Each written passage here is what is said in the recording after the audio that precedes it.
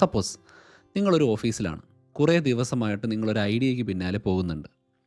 വലിയ ആവേശത്തോടെ കുറേ കഷ്ടപ്പെട്ട് തയ്യാറാക്കിയ ഒരു ഐഡിയ നിങ്ങൾ ഒരു മീറ്റിങ്ങിൽ അവതരിപ്പിക്കുമ്പോൾ, പക്ഷേ അത് നിങ്ങൾ പറഞ്ഞു തീരുന്നതിന് മുമ്പേ നിങ്ങൾ വല്ലാതെ റെസ്പെക്റ്റ് ചെയ്യുന്ന ഒരു കൊളീഗ് അവിടെ ഇരുന്ന് കണ്ണനക്കുകയോ ചുണ്ട് വക്രീകരിക്കുകയോ ഒക്കെ ചെയ്യുകയാണ്. എന്നിട്ട് അത് കഴിയുമ്പോൾ നിങ്ങളോട് പറയുന്നു, ശരി നമുക്ക് അത് നോക്കാം എന്ന് മാത്രം പറഞ്ഞ് അടുത്ത വിഷയത്തിലേക്ക് കടക്കുന്നു. ആ ഒരു നിമിഷം ഉണ്ടല്ലോ, പെട്ടെന്ന് ആ മുറി ഇടുങ്ങിയതുപോലെ നിങ്ങൾക്ക് തോന്നും. തോന്നിയിട്ടില്ലേ? അല്ലെങ്കിൽ മറ്റേതെങ്കിലും സിറ്റുവേഷനിൽ. കാരണം നമ്മൾ അത്രത്തോളം എഫേർട്ട് ഇട്ട് അത്രത്തോളം അപ്രീസിയേഷൻ കിട്ടുമെന്ന് പറഞ്ഞാണ് ആ മീറ്റിങ്ങിലേക്ക് പോകുന്നത്. പക്ഷേ ഇങ്ങനൊരു സംഭവം ഉണ്ടായിക്കഴിഞ്ഞാൽ, അതായത് നിങ്ങളെ നെഗ്ലക്റ്റ് ചെയ്യുന്നു അല്ലെങ്കിൽ നിങ്ങളെ റിജക്റ്റ് ചെയ്യുന്നു എന്ന് തോന്നിക്കഴിഞ്ഞാൽ പിന്നെ അവിടെ എന്ത് നടന്നാലും ശ്രദ്ധിക്കാൻ പറ്റില്ല. ഭക്ഷണം കഴിക്കുമ്പോഴോ വൈകുന്നേരം വീട്ടിലേക്ക് പോകുമ്പോഴോ ഒക്കെ തന്നെ ആ ഒരു നോട്ടവും ആ ഒരു സംസാരവും നമ്മുടെ ആ ദിവസത്തെ മുഴുവൻ സ്പോയിൽ ചെയ്യും.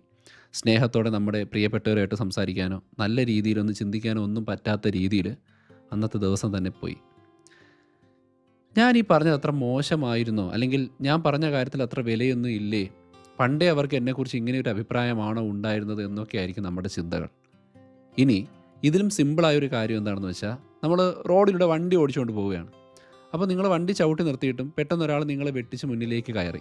ആക്ച്വലി അയാളുടെ പ്രശ്നമാണ്, അങ്ങനെ ചെയ്യാൻ പാടില്ല. പക്ഷേ നിങ്ങൾ റിയർ വ്യൂ മിററിലൂടെ നോക്കുമ്പോൾ നിങ്ങൾ അയാളെ ഇടിച്ചില്ലല്ലോ എന്ന് ആശ്വസിക്കുന്നതിന് പകരം അയാൾ നിങ്ങളെ ആംഗ്യം കാണിച്ച് എന്തൊക്കെയോ ആക്രോശിക്കുന്നുണ്ട്.